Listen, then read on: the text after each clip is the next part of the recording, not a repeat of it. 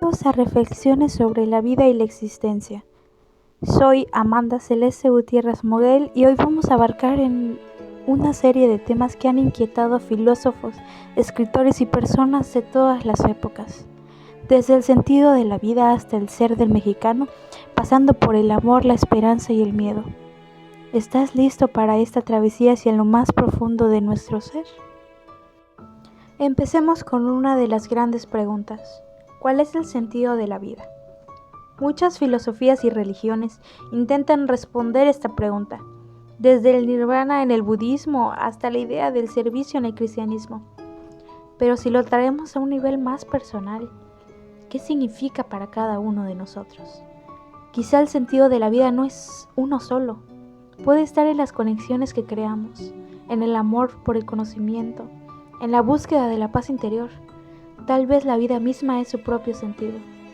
Tal vez el sentido está en uno mismo, la esperanza, la fe y el amor que tenemos. La forma de pensar, vivir y sentir nos da un sentido en sí. La vida se trata de ser quienes somos, cómo nos sentimos, cómo vivimos. Todos llegamos aquí con un propósito. Todos nacemos con un propósito. Y todas las cosas que pasamos, lo bueno, lo malo, lo positivo y lo negativo, nos hacen formar un camino para buscar y darle un propio sentido. Como decía Nietzsche, aquel que tiene un porqué para vivir se puede enfrentar a todos los cómo. Esta frase captura una de las ideas más poderosas sobre la resiliencia y la búsqueda de un sentido. Nos invita a considerar que cuando tenemos un propósito, una razón que nos impulsa, somos capaces de enfrentar los desafíos de la vida con una fortaleza especial. El porqué en esta frase representa el propósito, esa razón profunda que le da sentido a nuestra existencia, mientras que los cómo son los obstáculos, dificultades y contratiempos que inevitablemente encontramos en el camino. Nietzsche sugiere que cuando nuestro propósito es claro y fuerte, los problemas y dolores que surgen se vuelven, de alguna forma, manejables, porque vemos algo más allá de ellos, un motivo que nos impulsa a seguir adelante.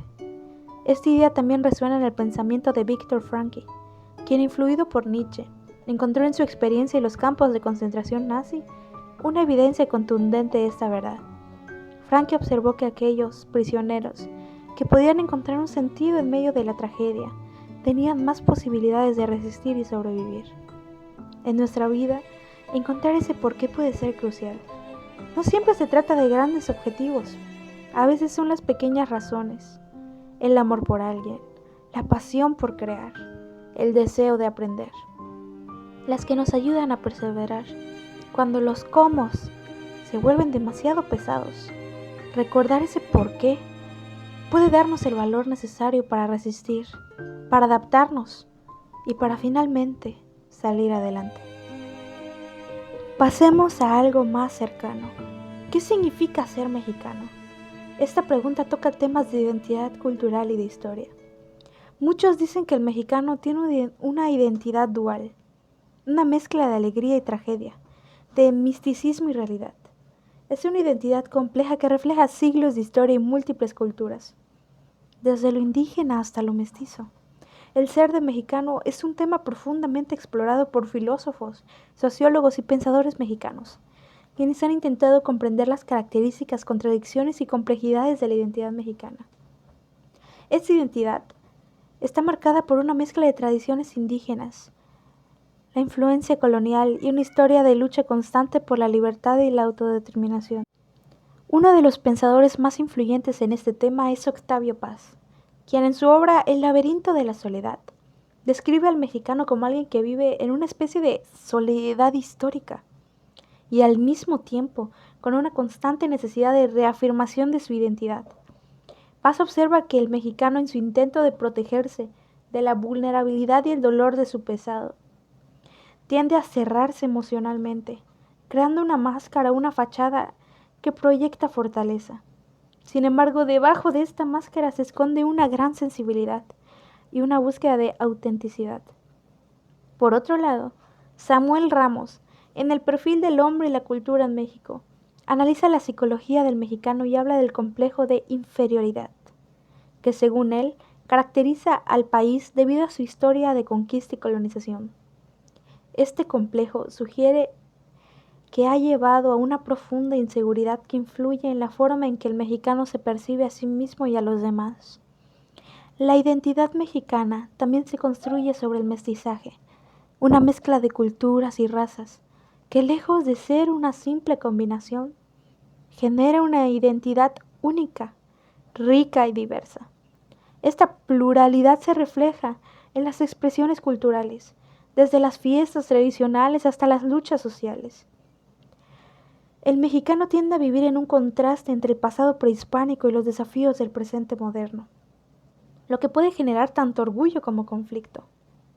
El ser de mexicano, en suma, no es un rasgo fijo, sino una identidad en constante cambio, influida por factores como la historia, la cultura, política y experiencias personales. Es una identidad que se enfrenta a contradicciones, pero que también es resiliente, creativa y en busca de su propio lugar en el mundo. La esencia del mexicano puede definirse como una lucha entre el orgullo por su origen y la aspiración de definir su propio destino en un mundo globalizado. Ahora vamos a un tema universal: sexo, amor y filosofía. Desde Platón hasta Foucault, el amor y el deseo han sido temas de reflexión filosófica. Para Platón, el amor era una forma de alcanzar lo divino. Para otros, el amor es una conexión humana que puede ser tanto salvación como sufrimiento. El tema del sexo, el amor y la filosofía entrelaza aspectos esenciales de la experiencia humana y nos lleva a reflexionar sobre los deseos, las relaciones y el sentido profundo de las conexiones afectivas. A lo largo de la historia, filósofos de diversas tradiciones han abordado el amor y el sexo desde ángulos distintos, considerándolos tanto fuerza que enriquece la vida como dilemas que requieren comprensión y equilibrio. El sexo en su dimensión filosófica suele abordarse como una manifestación de la naturaleza humana, que implica tanto lo biológico como lo psicológico y social. Los filósofos han discutido la naturaleza del deseo sexual y su papel en la vida de las personas. Freud, por ejemplo, veía en el sexo una de las fuerzas fundamentales del ser humano, que moldea la psique y guía buena parte de nuestras acciones. Para algunos filósofos existencialistas, como Sartre, el deseo sexual se convierte en una afirmación de la libertad individual, de la relación con el otro, aunque también puede derivar en una lucha de poder, en la que cada uno intenta afirmar su existencia a través del deseo del otro. Amor y filosofía. El amor, por otro lado, ha sido tratado en la filosofía desde Platón, quien en su obra El banquete describe diferentes formas de amor. Plantea la idea del amor como un camino de ascensión espiritual, donde el deseo físico es solo un primer peldaño hacia la apreciación de la belleza y las verdades absolutas. Para Platón, el amor es un impulso que nos lleva a buscar una conexión profunda, con algo más allá de nosotros mismos. Por otro lado, filósofos contemporáneos, como Erich Fromm, ven el amor como un acto de entrega y responsabilidad hacia el otro, una habilidad que se cultiva y que se basa en la comprensión, la empatía y el compromiso. Sexo, amor y filosofía se encuentran en un espacio de constante cuestionamiento y exploración. Nos invitan a reflexionar sobre la autenticidad de nuestros deseos, la profundidad de nuestros compromisos y el propósito que le damos a nuestras relaciones. La filosofía nos ayuda a ver el amor y el sexo no solo como aspectos aislados de la vida, sino como experiencias que enriquecen nuestra comprensión de quiénes somos y de cómo podemos relacionarnos de manera más plena y significativa con los demás. Ahora vamos al lado oscuro de la vida, el pesimismo. ¿Es el pesimismo una forma de ver la realidad de manera honesta o una trampa que nos impide avanzar? Filósofos como Schopenhauer argumentaban que el mundo es dolor y sufrimiento. Pero, ¿esto es solo una parte de la verdad? El pesimismo es una postura filosófica, una actitud ante la vida que se caracteriza por una visión negativa de la existencia humana y de la naturaleza misma de la vida. Los pesimistas suelen enfocarse en la imperfección, el sufrimiento y la inevitabilidad de la muerte, surgiendo que el dolor y la insatisfacción son aspectos inherentes de la condición humana. Aunque el pesimismo puede parecer sombrío, tiene raíces profundas en la filosofía y su reflexión ofrecen una perspectiva que busca enfrentar la realidad de la vida sin filtros idealistas. El pesimismo puede ser una forma de protegernos, de no esperar demasiado y evitar desilusiones. Sin embargo, también puede limitar nuestra visión y cerrar la puerta a experiencias positivas. Quizás, como todo, requiere un equilibrio. Después del pesimismo, vemos el otro lado de la moneda, la esperanza. Esta palabra tan pequeña pero tan poderosa. La esperanza es lo que nos impulsa a seguir adelante, incluso en los momentos más difíciles. La esperanza es una fuerza esencial que impulsa a los seres humanos a seguir adelante, incluso en medio de la incertidumbre, el dolor o la adversidad, a diferencia del optimismo que suele centrarse en una visión positiva de los resultados. La esperanza es una disposición más profunda, que implica aceptar la posibilidad de un futuro mejor, aunque no esté garantizado. La esperanza en este sentido es tanto un acto de fe en algo por venir como una resistencia a rendirse ante la dificultad. Sin esperanza no hay motivación para el cambio, no hay impulso para soñar ni para crear, pero ¿qué pasa cuando la esperanza es vana? ¿Es posible vivir con esperanzas realistas sin caer en ilusiones? En la vida cotidiana la esperanza nos da la fortaleza para seguir adelante. Nos invita a soñar con un futuro que tal vez no podamos controlar, pero que al menos nos brinda un sentido del propósito y dirección. La esperanza no es ignorar la realidad, es enfrentarse a ella con la creencia de que aunque hoy enfrentemos dificultades, existe la posibilidad de algo mejor. Así la esperanza nos recuerda que aunque no siempre podamos elegir lo que nos sucede, podemos decidir cómo enfrentarlo. Nos enseña que cada nuevo día, cada esfuerzo y cada paso, por más pequeño que sea, contribuye a un futuro que, aunque incierto, está lleno de posibilidades. La esperanza, en última instancia, es el acto de abrazar la vida, de aceptar las incertidumbres y de seguir adelante con la firme convicción de que el cambio y el crecimiento siempre son posibles. El miedo. El miedo es uno de los sentimientos más antiguos y fundamentales. Nos protege del peligro, pero también nos limita. Jean-Paul Sartre decía que el miedo era un recordatorio de nuestra libertad, porque nos hace conscientes de nuestras decisiones. El miedo es una de las emociones más antiguas y profundas del ser humano. Como mecanismo de supervivencia, el miedo nos advierte sobre peligros, nos ayuda a protegernos. Sin embargo, cuando se convierte en una emoción dominante, puede limitar nuestra libertad, nuestras decisiones y nuestra capacidad de vivir plenamente. En su complejidad, el miedo revela tanto nuestra vulnerabilidad como nuestras aspiraciones y deseos. El miedo a veces es irracional y a veces es nuestro mejor guía. Lo importante es reconocerlo y saber cuándo escucharlo y cuándo desafiarlo.